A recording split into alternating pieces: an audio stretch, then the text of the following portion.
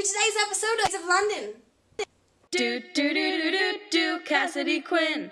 The show where I, Cassidy Quinn, tell you a fun fact about the Olympics for the 50 days leading up until when I leave for the London Olympics this Friday and remove a paper chain while I tell you about it.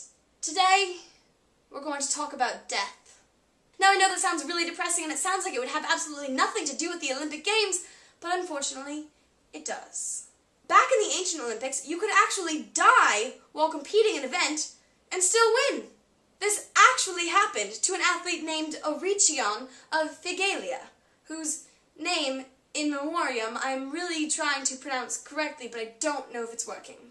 So, Dia Oricchion was participating in a sport called pankration, which is a combination of martial arts and boxing that was played in the ancient Olympics. Now, the way you won at this sport was by forcing your opponent to submit, which they would show that they lost by raising their index finger.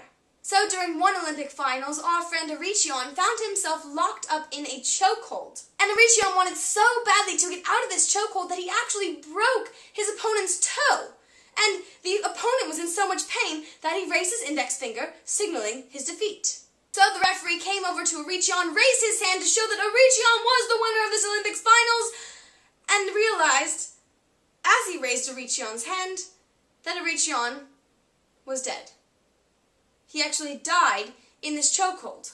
But Oricchion did still rightfully win the title, so his body was crowned with the olive wreath, and his body was taken back to his homeland as a hero.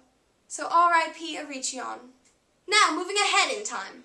The first death of an athlete in the modern Olympic Games was in Stockholm in 1912.